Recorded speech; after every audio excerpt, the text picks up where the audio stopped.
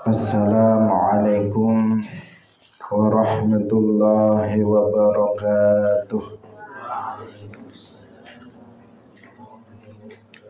Alhamdulillahi rabbil alamin. Lahu ni'matu wa lahul fadlu wa lahul thana'ul hasan. Wassalawatullahil barrir rahim wal malaikatil muqarrabin ala sayyidina wa maulana Muhammadin wa ala alihi wa ashabihi tayyibin tahirin. Allahumma la sahla illa ma ja'altahu sahla wa anta taj'alul hazna idza syi'ta sahla. Allahumma arzuqna al-ikhlasa fi niyyati wal qawli wal amal wa ba'du. إلى النبي المصطفى صلى الله عليه وسلم وإخوانه من الأنبياء والمرسلين والشهداء والصالحين خصوصا إلى سلطان الأولياء الشيخ عبد القادر الجيلاني والشيخ أحمد الرفاعي والشيخ بهاء النقشبندي والشيخ عبد الله الهرري وإلى أرواح مؤسس جمعية نهضة العلماء الشيخ محمد هاشم أشعري والشيخ بسر سنسوري والشيخ عبد الوهاب حسبوه وإلى أرواح جميع أهل القبور من المسلمين والمسلمات. الفاتحة. أعوذ بالله من الشيطان الرجيم. بسم الله الرحمن الرحيم. الحمد لله رب العالمين الرحمن الرحيم مالك يوم الدين إياك نعبد وإياك نستعين اهدنا الصراط المستقيم صراط الذين أنعمت عليهم غير المغضوب عليهم ولا الضالين. Amin. Hadirin hadirat kaum muslimin muslimat pemirsa Madu TV rahimakumullah. Alhamdulillah kita bersyukur kepada Allah Subhanahu wa taala. Pagi hari ini Allah Subhanahu wa taala kembali mempertemukan kita dalam majelis Ilmuddin dalam pengajian kitab Sahih Al-Bukhari, Kitabul Iman. Semoga kebersamaan kita pada pagi hari ini diberkahi oleh Allah Subhanahu wa taala sehingga masing-masing dari kita dianugerahi ilmu yang manfaat barokah fid dunya wal akhirah. Amin ya rabbal alamin. Salawat dan salam semoga tetap tercurahkan, terlimpahkan kepada Nabi Agung Nabi Muhammad sallallahu alaihi wasallam, para sahabatnya, keluarganya, serta seluruh umat Islam yang mengikuti beliau ila yaumil qiyamah. Hadirin rahimakumullah, kita ikhlaskan niat kita masing-masing, kita ngaji lillahi ta'ala.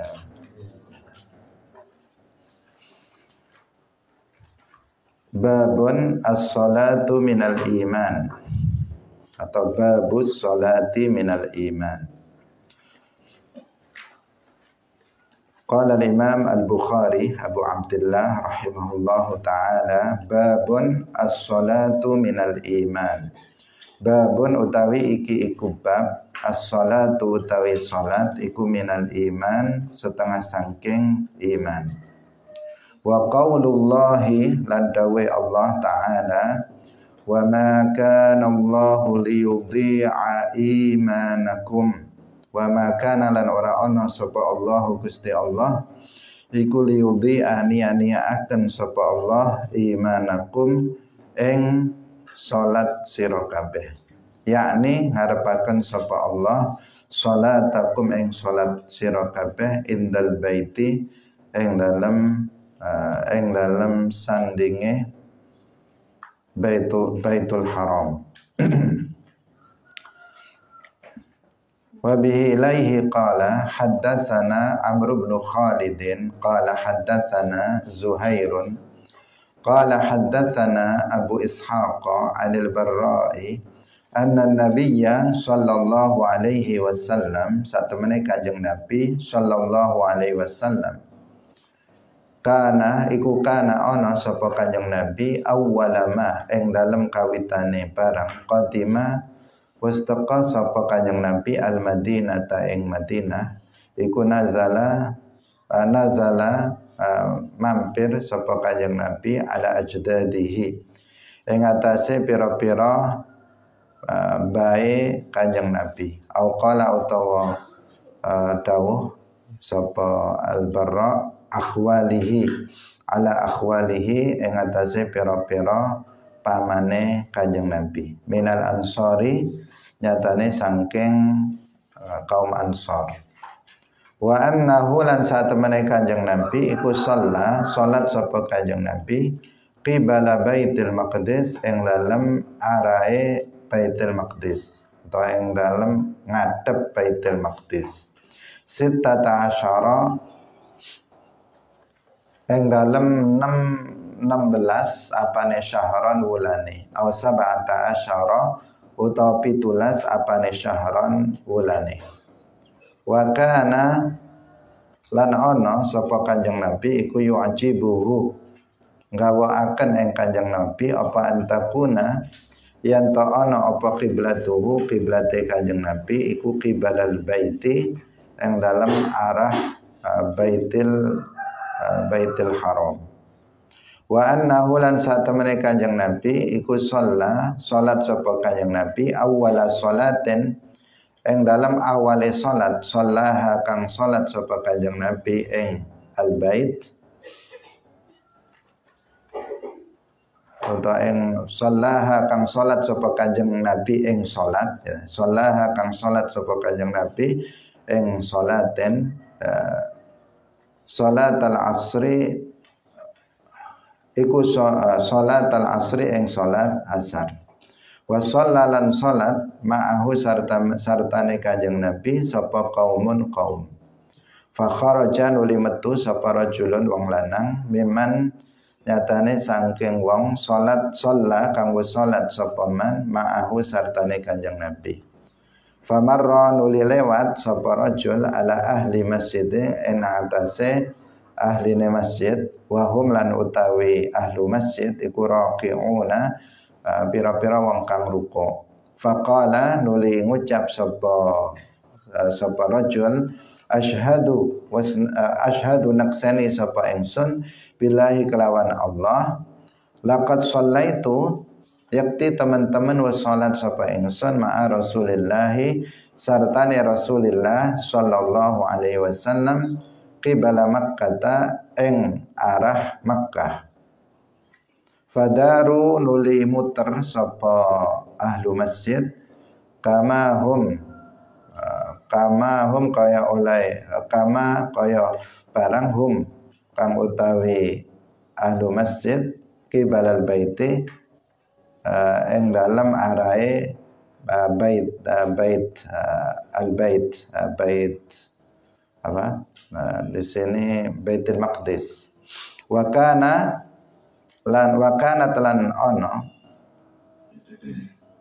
sapa al yahudu wong Yahudi qad ajabahum wa kana telan ono apa salat ngadep Baitul Maqdis atau wa kanat al yahudu wa kanat telan ono sapa al yahudu wong Yahudi qad ajabahum teman-teman wis gawakaken ing Yahud idkana yusalli tatkalane ono sapa Kanjeng Nabi iku yusalli salat sapa Kanjeng Nabi qibala Baitul Maqdis ing dalem ngarah Baitul Maqdis wa ahlul kitabi lan ahlul kitab.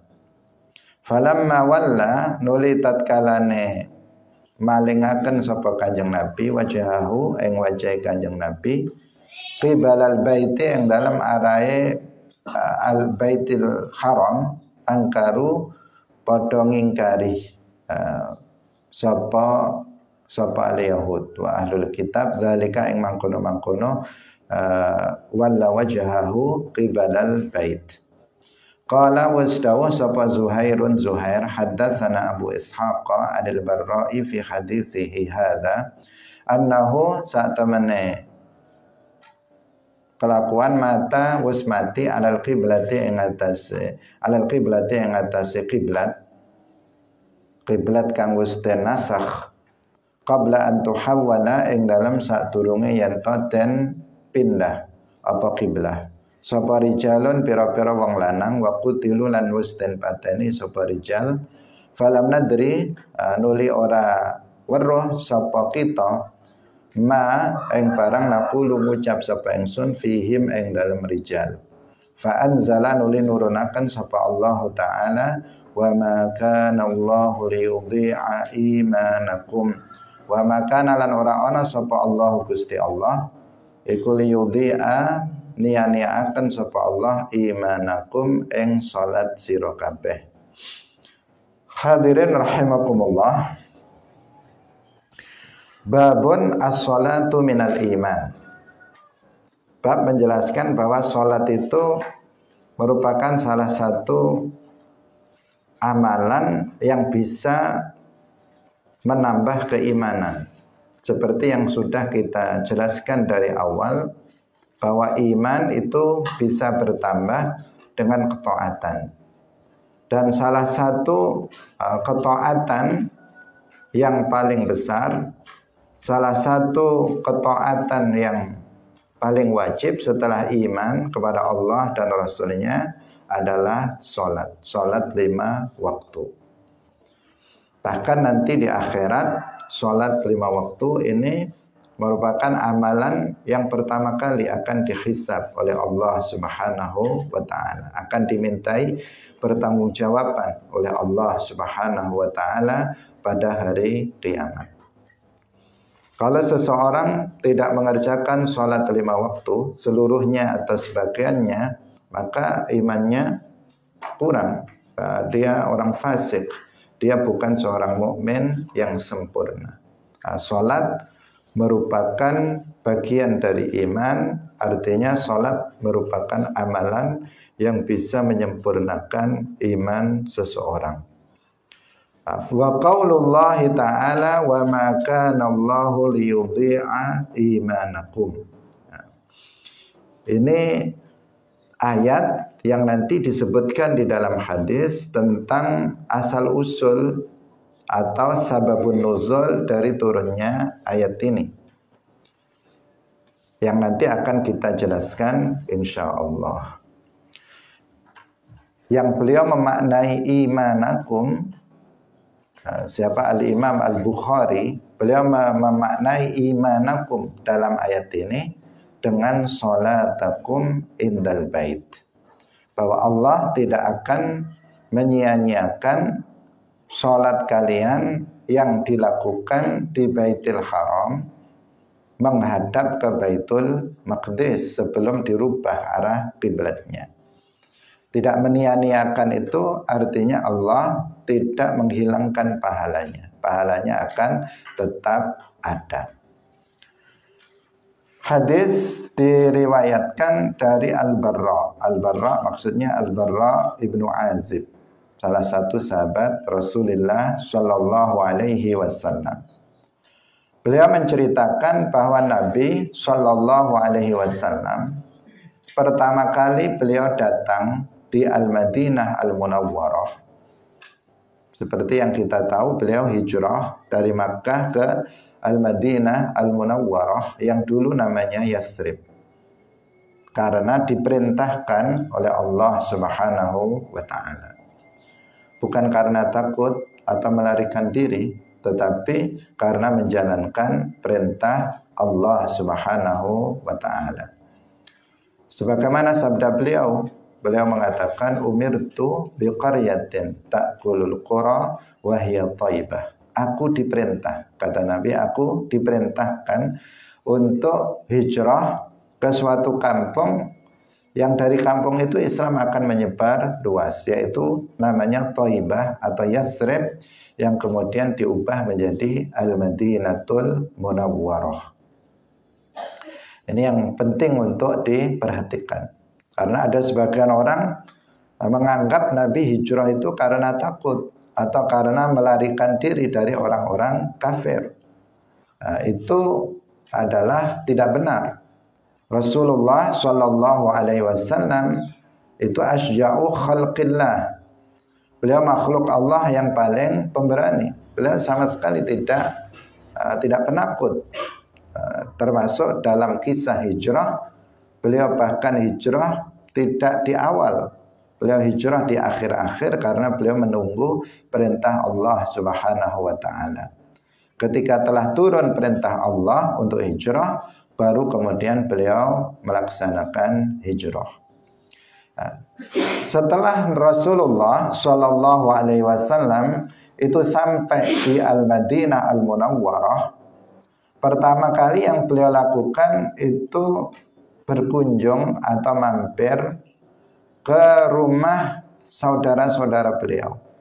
Di sini perawi itu ada keraguan, apakah Al-Barra itu mengatakan nazala ala ajdadihi atau nazala ala akhwalihi.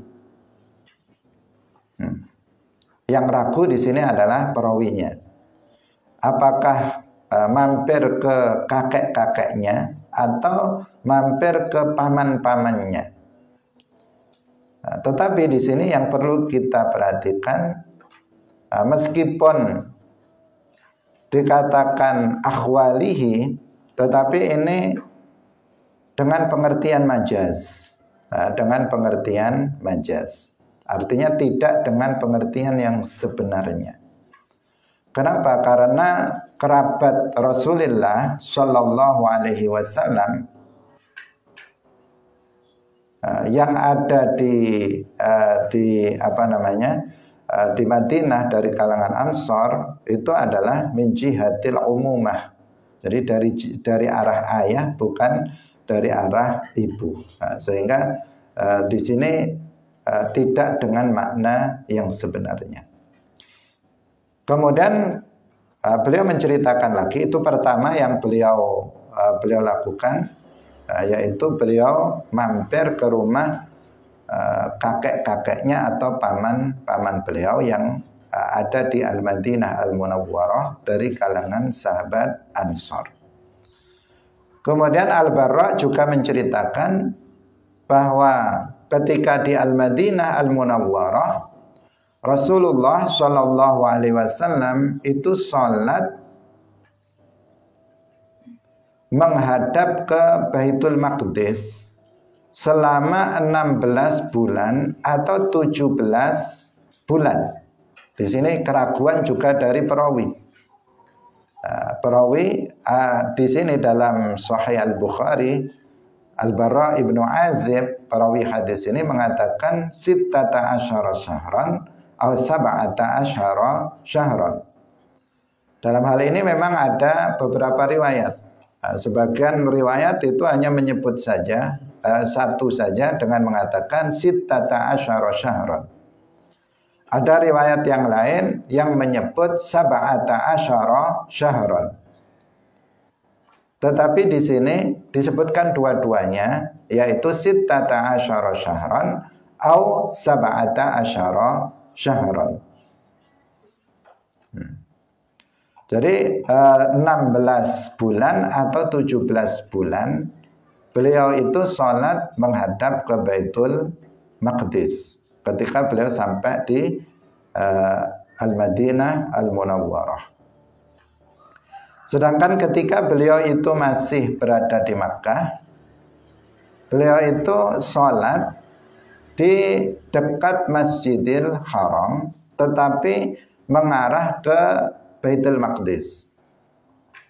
Jadi beliau sholat di dekat Masjidil Haram, tetapi menghadap atau kiblatnya itu mengarah ke Baitul Maqdis yang ada di Palestina. Nah, di mana posisi Ka'bah ketika Nabi itu sholat menghadap Baitul Maqdis di Masjidil Haram? Di sini ada khilaf di antara para ulama. Sebagian ulama mengatakan Ka'bahnya itu ada di depannya. Jadi beliau menghadap ke Baitul Maqdis, tetapi posisi beliau itu menghadap juga ke Ka'bah. Jadi Ka'bah ada di depannya, kemudian beliau mengarah kiblatnya itu ke Baitul Maqdis. Itu menurut sebagian ulama. Nah, sebagian ulama yang lain mengatakan bahwa Ka'bah itu ada di belakang beliau. Jadi Nabi sholat menghadap ke Baitul Maqdis, sementara Ka'bah itu ada di belakangnya. Itu menurut sebagian ulama. Tetapi ada juga sebagian ulama yang mengatakan ketika di Makkah Nabi sholatnya menghadap ke Ka'bah, tidak menghadap ke Baitul Maqdis. Artinya ada khilaf di antara para ulama tentang arah kiblat Nabi ketika beliau masih di Makkah sebelum hijrah ke Al-Madinah Al-Munawwarah. Yang pasti adalah ketika Nabi telah hijrah ke Al-Madinah Al-Munawwarah, bahwa ketika beliau telah hijrah ke Al-Madinah Al-Munawwarah, sholat yang beliau lakukan itu selama 16 bulan atau 17 bulan itu menghadap ke Baitul Maqdis. Berarti berapa ini 1 tahun 4 bulan ya. 1 tahun 4 bulan atau 1 tahun 5 bulan. Itu menghadap ke Baitul Maqdis di saat beliau sudah berada di Al-Madinah Al-Munawwarah. Dan ketika itu Nabi dikatakan wa kana yu'jibuhu an takuna qiblatuhu qibalal bait. Beliau berharap, yu'jibuhu itu beliau senang, artinya beliau memiliki harapan. Nah, meskipun dalam waktu 16 bulan atau 17 bulan ini Nabi sholatnya menghadap ke Baitul Maqdis, beliau memiliki harapan nantinya beliau bisa sholat menghadap ke Baitul Haram, Al-Baitul Haram, menghadap ke Al-Ka'bah yang ada di Makkah. Tapi belum ada perintah. Perintahnya ketika itu sholat menghadap ke Baitul Maqdis. Tapi beliau memiliki harapan nantinya beliau bisa sholat menghadap ke Baitul Haram atau ke yang di sana ada Al-Ka'bah Al-Musyarrafah. Nah. Kemudian wa annahu shalla awwala shalatin shallaha salatal asr. Dan beliau Nabi Muhammad itu sholat pertama kali yang beliau lakukan itu sholat asar. Shalla awwala sholatin shallaha sholatal asri. Artinya sholat dengan menghadap ke Baitul Haram. Pertama kali yang beliau lakukan ketika beliau di Masjid Nabawi. Jadi begini. Sholat yang pertama kali dilakukan oleh Nabi menghadap ke Makkah, ke Baitul Haram, itu sholat zuhur sebenarnya, bukan sholat asar. Kalau sholat asar di sini yang diceritakan dalam hadis ini, itu yang dilakukan Nabi di Masjid Nabawi. Nah, jadi kalau sholat yang terjadi perubahan kiblat itu sholat zuhur, yaitu Nabi ketika itu sholatnya bukan di bukan di Masjid Nabawi, tetapi di masjid yang sekarang dikenal dengan sebutan Masjid Al-Qiblatain. Masjid Al-Qiblatain ada di Madinah juga. Ada sebuah masjid, kalau kalian nanti ziarah ke Al-Madinah Al-Munawwarah, ada sebuah masjid namanya Masjid Al-Qiblatain. Dikenal dengan sebutan itu, Masjid Dua Kiblat. Nah, kenapa? Karena disitulah peristiwa turunnya perintah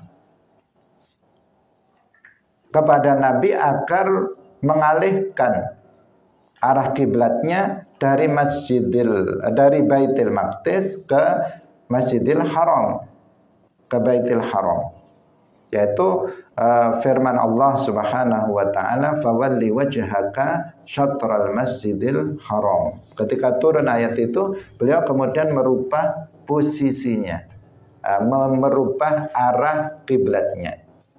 Yang awalnya beliau menghadap ke Baitul Maqdis, kemudian turun ayat tersebut, langsung Nabi berputar. Nabi berputar bukan sekedar memutar badannya. Jadi waktu itu sholat zuhur dapat 2 rakaat, kemudian turun perintah untuk merubah arah kiblat. Beliau berputar, kemudian beliau maju ke depan. Kemudian disusul oleh para sahabat yang laki-laki berputar menghadap, memutarkan badannya, kemudian beliau kemudian berjalan ke depan di belakang Nabi. Kemudian baru yang kaum perempuan. Ini peristiwa perubahan kiblat yang posisinya itu ada di yang masjid yang disebut sekarang dengan sebutan Masjid Al-Qiblatain. Dalam hal ini para sahabat mereka langsung ikut Nabi saja. Mereka tidak bertanya-tanya, misalnya ini kenapa Nabi kok tiba-tiba berubah? Sholat tiba-tiba berubah haluan, bergerak, kemudian beliau mutar badannya dan berjalan. Para sahabat tidak bertanya-tanya kemudian kenapa kemudian nggak jadi sholat, enggak. Tetapi mereka tunduk apa yang dilakukan oleh Rasulullah, mereka ikuti. Karena para sahabat mereka membenarkan semua yang disampaikan, yang dilakukan oleh Rasulullah Shallallahu Alaihi Wasallam. Ini merupakan ujian kepada mereka para sahabat ketika itu. Ujian akan ketundukan mereka terhadap ketentuan syariat Islam. Sehingga ketika Nabi merubah posisi, mereka pun ngikut begitu saja tanpa protes, tanpa bertanya-tanya kenapa dan kenapa. Dan itu yang semestinya juga ada pada diri kita, bahwa terhadap syariat Islam itu kita harus tunduk setunduk-tunduknya, meskipun terkadang kita tidak mengetahui hikmah di balik syariat Islam tersebut.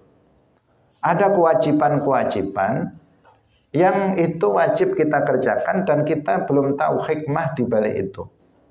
Tetapi kita meyakini bahwa setiap perkara yang diperintahkan oleh Allah atau yang diwajibkan oleh Allah untuk kita lakukan, maka di situ ada hikmahnya. Demikian juga setiap perkara yang diharamkan oleh Allah, kita tidak boleh untuk melakukannya. Di situ juga ada hikmahnya. Itu yang kita yakini. Hanya saja hikmah dari setiap syariat yang telah Allah turunkan kepada kita, baik itu berupa perintah atau berupa larangan, tidak semuanya bisa kita ketahui hikmahnya. Tidak semuanya kita bisa mengetahui hikmah di balik syariat itu. Ada sebagian syariat yang dengan akal kita mampu untuk mengetahui hikmahnya. Ada sebagian yang kita tidak mampu untuk mengetahui hikmahnya.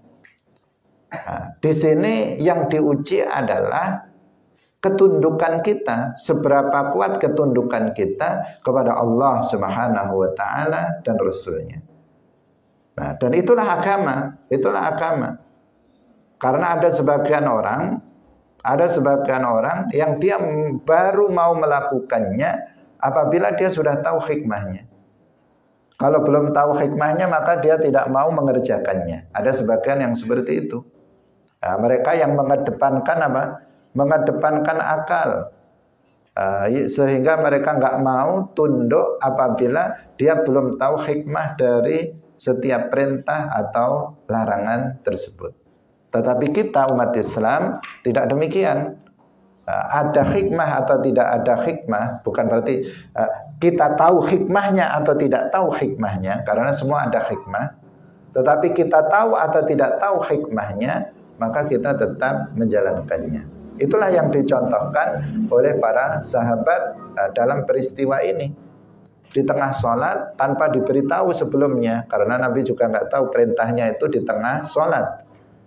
Ketika beliau berbalik arah, kemudian para sahabat pun ikut berbalik arah.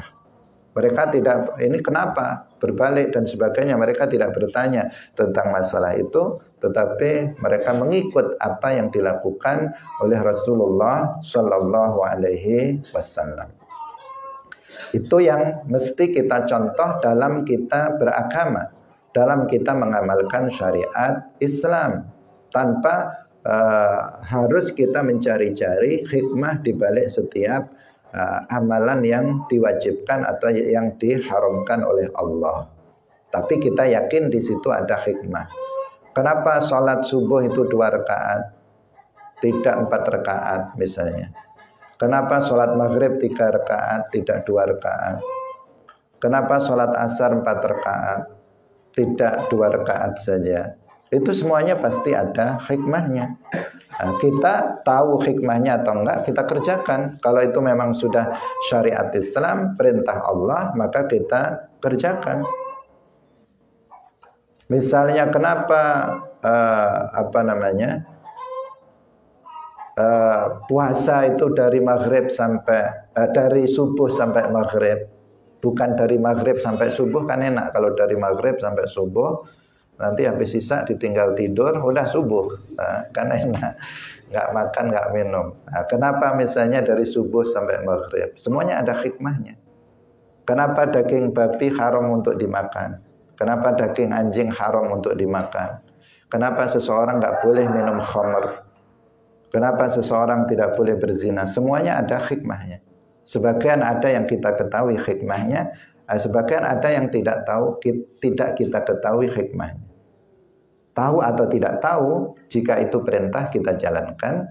Tahu atau tidak tahu, jika itu larangan maka kita tinggalkan. Itulah sifat seorang mukmin yang sempurna. Tidak kemudian harus tahu hikmahnya dulu baru dikerjakan. Karena ada sebagian yang seperti itu. Yaitu mereka yang mengedepankan akal. Padahal agama itu tidak berdasarkan tidak berdasarkan akal manusia, tetapi berdasarkan wahyu yang telah diturunkan kepada Rasulullah Shallallahu Alaihi Wasallam. Karena Sayyidina Ali pernah mengatakan kalau yang maknanya apabila agama itu berdasarkan akal manusia, maka pastilah orang mengusap khuf atau muzah itu di arah bawahnya, bukan di arah atasnya. Karena yang kotor itu yang bawah, tetapi yang diusap ketika seseorang berwudu sebagai pengganti membasuh kaki, karena dia pakai khuf, itu yang diusap bagian mana? Bagian atasnya, bukan bagian bawahnya. Semestinya kalau agama itu berdasarkan akal seseorang, yang diusap bagian bawah bukan bagian atas, tetapi nyatanya bagian atasnya yang diperintahkan. Itulah menguji seberapa kita tunduk terhadap syariat Islam. Atau sebagian orang guyonan, orang misalnya yang kentut kan belakang, tetapi ketika wudhu yang dibasuh mukanya, bukan yang belakang yang dibasuh. Nah, itu itu menguji seberapa kita tunduk dalam pengamalan syariat Islam. Itulah kita beragama itu harus tunduk terhadap apa yang telah ditentukan oleh Allah Subhanahu wa Ta'ala dan Rasulnya, tanpa ada protes, tanpa ada bertanya-tanya dan seterusnya. Yang bertanya hikmah boleh, tetapi kita tidak kemudian tidak melakukan apa yang diperintahkan gara-gara tidak mengetahui hikmahnya. Hadirin rahimakumullah. Jadi di sini Rasulullah Shallallahu Alaihi Wasallam ketika sudah turun ayat fawalli wajhaka syatral masjidil haram, beliau langsung putar arah ketika beliau sholat, yang kemudian masjid itu disebut sebagai Masjid Al-Qiblatain. Nanti kalau kita berziarah ke sana, kita datang ke masjid ini, Masjid Al-Qiblatain. Nah, itu sholatnya sholat zuhur. Kemudian Nabi kembali waktu sholat asarnya itu Nabi sholat di Masjid Nabawi, Al-Masjid An-Nabawi, sehingga dikatakan di dalam hadis ini wa annahu shalla awwala sholatin shallaha sholatal asr. Jadi pertama kali sholat yang pertama kali beliau lakukan dengan menghadap ke Ka'bah, ke Baitul Haram, itu sholat asar, maksudnya yang beliau lakukan di Masjid Nabawi. Kalau sholat yang pertama kali, betul-betul yang pertama kali beliau lakukan dengan menghadap ke Baitul Haram, itu sholat zuhur, bukan sholat asar. Seperti yang tadi kita ceritakan, yaitu di Masjid Al-Qiblatain. Kemudian yang kedua sholat asar ketika beliau berada di Masjid Nabawi. Jadi yang diceritakan di sini adalah yang berada di Masjid Nabawi. Nah, ketika Nabi sholat di Masjid Nabawi dengan menghadap ke Baitul Haram, ke Ka'bah, ketika itu wasallama ahu qaumun, beliau sholat bersama kaum para sahabat, fakharaja rajulun. Kemudian ada seorang laki-laki, sebagian ulama mengatakan laki-laki itu namanya Ubad bin Bishr. Ubad bin Bishr. Laki-laki ini yang ikut sholat bersama Nabi dengan menghadap ke Ka'bah, ke Baitul Haram, itu keluar dari masjid, kemudian lewat famarra ala ahli masjidin. Yang dimaksud di sini sebagian ulama mengatakan ahli masjid itu artinya Masjid Quba, ahli Masjid Quba. Jadi di Madinah ada masjid juga agak jauh dari Masjid Nabawi, namanya Masjid Quba. Masjid Quba ini masjid yang pertama kali dibangun oleh Nabi ketika Nabi masuk ke hijrah sebelum sampai di Al-Madinah Al-Munawwarah. Masjid Quba. Ubad bin Bishr ini awalnya ikut sholat bersama Nabi yang sudah merubah arah kiblatnya ke Baitul Haram, ke Al-Ka'bah Al-Musyarrafah. Kemudian beliau keluar dan lewat di Masjid Quba. Ketika lewat itu, mereka umat Islam yang di Masjid Quba itu sedang sholat. Wahum raqi'un. Di sini bisa dimaknai dengan makna hakikah, artinya bahwa mereka memang sedang sholat dalam posisi ruku', mereka betul-betul dalam posisi ruku'. Atau yang dimaksud raqi'un di situ yaitu menyebut sebagian, tetapi yang dimaksud keseluruhan. Wahum raqi'un ay wahum shallun, mereka itu yusallun, mereka itu sedang sholat. Mereka sedang sholat. Jadi rukuk, tetapi yang dimaksud adalah sholat, karena rukuk adalah bagian dari sholat. Itu ada juga di dalam bahasa Arab yang seperti itu. Jadi menyebut sebagian, tetapi yang dimaksud adalah keseluruhan. Dalam sholat subuh, ini dalam sholat subuh. Jadi ketika Ubad lewat di Masjid Quba, orang-orang sedang sholat subuh,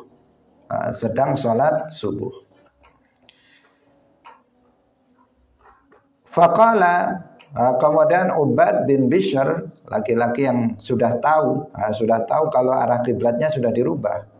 Mereka yang di Quba ini belum tahu. Artinya berita tentang perubahan arah kiblat itu belum sampai kepada mereka, sehingga mereka masih sholat menghadap ke Baitul Maqdis yang ada di Quba. Maka laki-laki itu, yaitu Ubad bin Bishr, itu kemudian memberitahukan.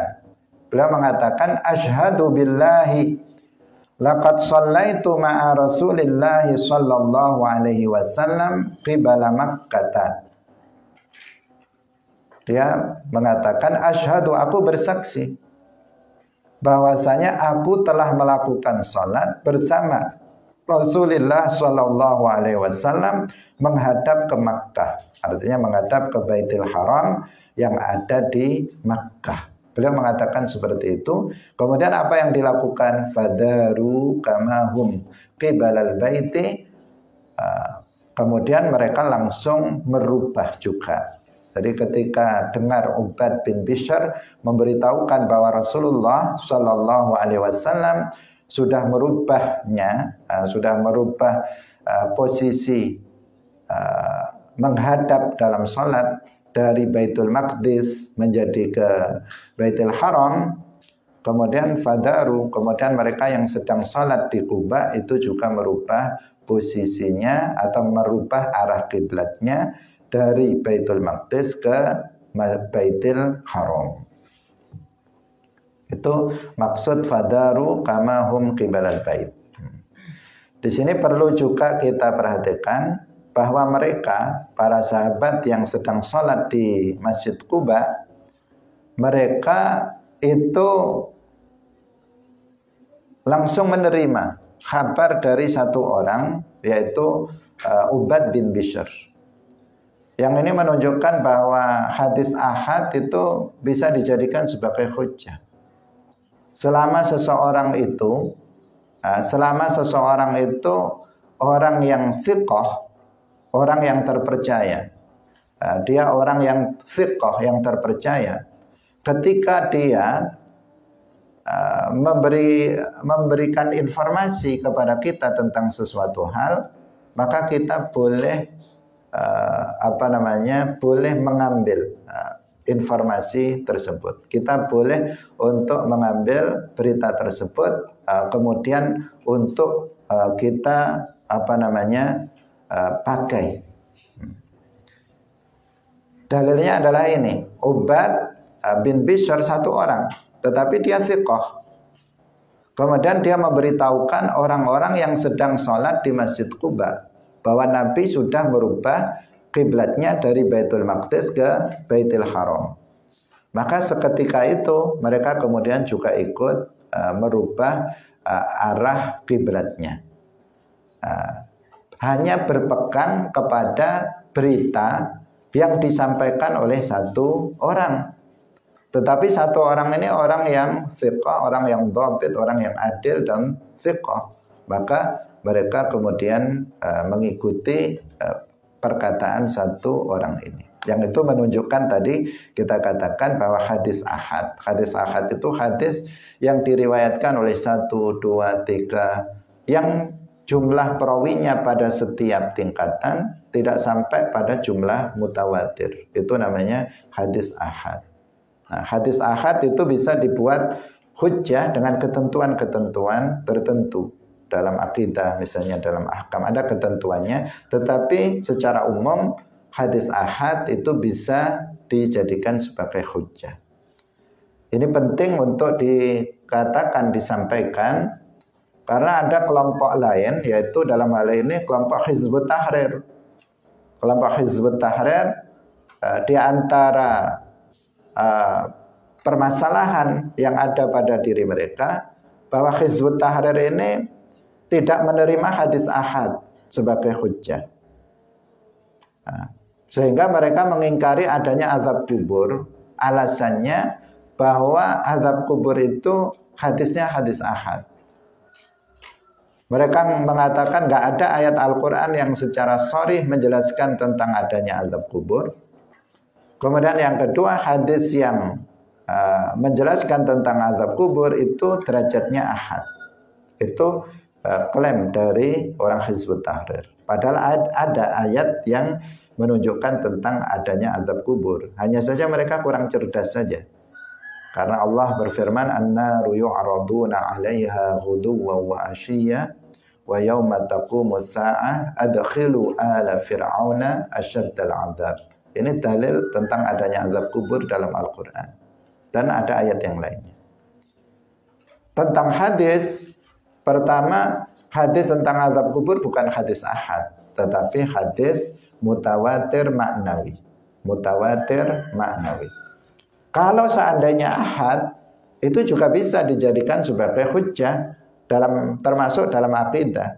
Apabila nggak ada khilaf tentang perawinya, kefiqahan dan kedobitan, keadilan perawinya, telah disepakati kedobitannya, keadilannya, maka boleh dijadikan sebagai hujjah dalam agama, termasuk dalam akidah.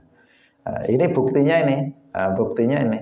Ada satu orang memberitahukan bahwa asyhadu billah, dia mengatakan asyhadu billah laqad shallaitu ma'a Rasulillah qibala Makkah.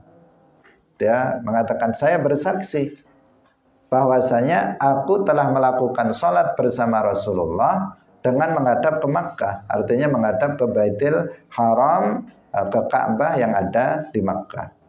Dengan berdasarkan informasi satu orang, tetapi dia adil dan thiqah, langsung para sahabat beralih kiblat.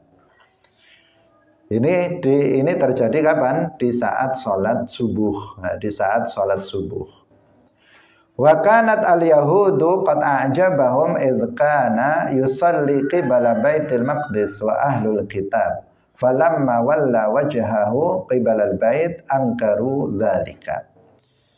Ketika umat Islam itu masih sholat menghadap ke Baitul Maqdis, orang-orang Yahudi, orang-orang Ahlul Kitab itu pada senang. Mereka pada senang. Karena sama dengan mereka, umat Islam juga sholat menghadap ke Baitul Maqdis. Maka orang-orang Yahudi, orang-orang Nasrani, mereka gembira, mereka senang dengan hal itu.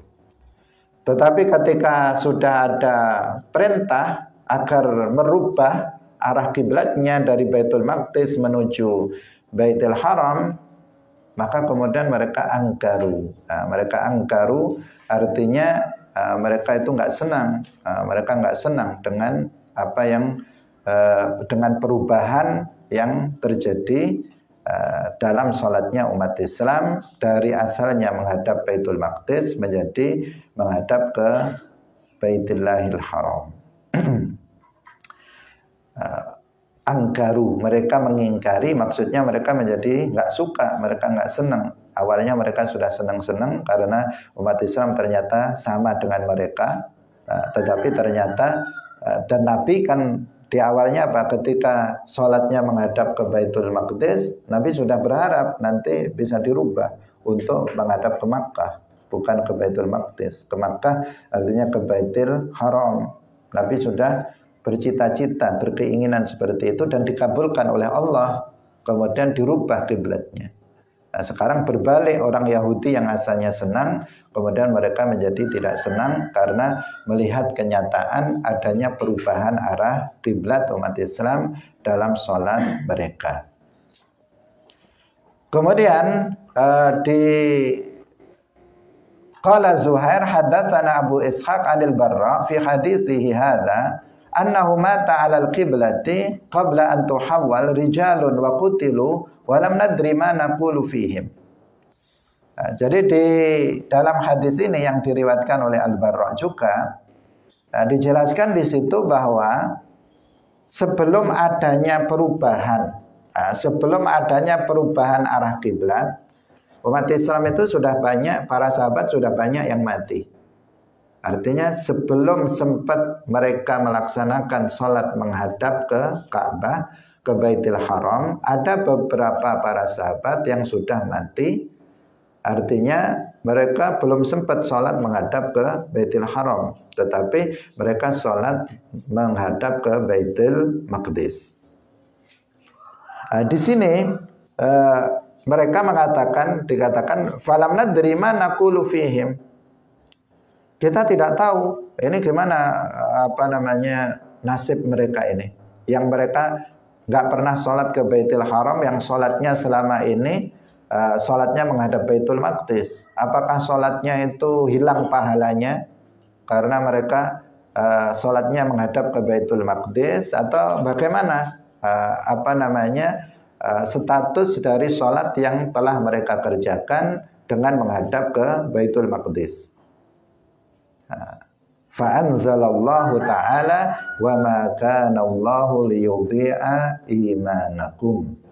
Maka turunlah ayat Al-Qur'an menjelaskan. Ini berarti sababun nuzul dari ayat ini, turunnya ayat ini, bahwa ketika itu para sahabat bertanya-tanya tentang orang-orang yang sudah mati, yang mereka itu ketika itu sholatnya menghadap ke Baitul Maqdis.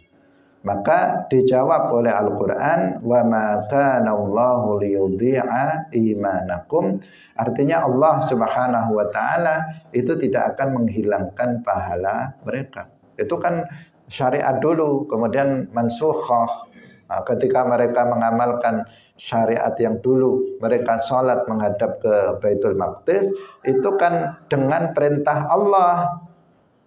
Sekarang berubah menghadap ke Baitul Haram, itu juga dengan perintah Allah. Maka sholat yang dilakukan dengan menghadap ke Baitul Maqdis berpahala, dan pahalanya nggak hilang ketika arah kiblatnya sudah dirubah. Itu maksud dari ayat wa ma kana Allahu liyudhi'a imanakum. Imanakum di sini Al-Imam Al-Bukhari menafsirkannya dengan salatakum. Jadi imanakum wa ma kana Allahu liyudhi'a imanakum ay wa ma kana Allahu liyudhi'a salatakum indal bait. Artinya salat yang dilakukan di dekat Ka'bah dengan menghadap ke Baitul Maqdis itu bagaimana statusnya? Jawabannya pahalanya tetap ada dan tidak hilang. Itu jawaban dari Al-Quran. Hadirin rahimakumullah. Jadi hadis ini hadis yang penting untuk kita pahami. Yang ini juga menunjukkan sekaligus bahwa menghadap atau kiblat, tempat menghadap dalam sholat itu adalah sifatnya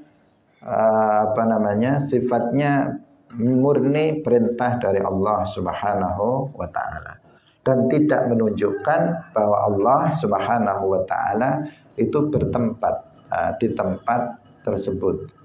Artinya ketika kita sholat menghadap ke Al-Ka'bah Al-Musyarrafah, tidak menunjukkan Allah itu bertempat di Ka'bah. Sebagaimana ketika umat Islam sebelumnya sholat menghadap ke Baitul Maqdis, tidak menunjukkan bahwa Allah itu ada di Baitul Maqdis. Kemudian setelah itu Allah pindahan dari Baitul Maqdis terus jadi bertempat di Ka'bah. Nggak seperti itu. Ketika umat Islam sholat menghadap ke Baitul Maqdis, tidak menunjukkan Allah di Baitul Maqdis. Demikian juga ketika umat Islam dialihkan kiblatnya menghadap ke Baitul Haram, juga tidak menunjukkan kalau Allah itu ada di Baitul Haram di dalam Ka'bah. Karena keyakinan kita umat Islam Ahlus Sunnah wal Jamaah, Allah mawjudun bila makan. Allah itu ada tanpa tempat. Allah tidak berada di bumi ini. Allah tidak berada di langit. Allah tidak berada di atas arsy. Allah tidak berada di tempat manapun. Karena tempat adalah makhluk, Allah tidak membutuhkan kepada makhluk. Karena tempat adalah makhluk, Allah ada sebelum adanya makhluk tanpa makhluk. Allah ada sebelum adanya tempat tanpa tempat, dan setelah terciptanya tempat, Allah nggak berubah. Karena Allah khalik bukan makhluk. Sehingga Allah tetap ada tanpa tempat. Nah, ini keyakinan Ahlus Sunnah wal Jamaah. Dan yang bertempat itu adalah makhluk. Sedangkan Allah laisa kamitslihi syai'. Allah tidak serupa dengan makhluknya. Jika makhluk itu bertempat, maka Allah Subhanahu wa taala ada tanpa tempat. Ini prinsip akidah yang harus kita pegang sampai dengan kita mati. Ya, jangan sampai seseorang terpengaruh oleh Wahabi yang mengatakan Allah bersemayam di atas arsy, bertempat di langit, dan seterusnya, akidah tasbih, tajsim yang bertentangan dengan tauhid. Hadirin rahimakumullah, waktu sudah habis, semoga bermanfaat apa yang kita bahas. pada pagi hari ini. Barakallahu fikum.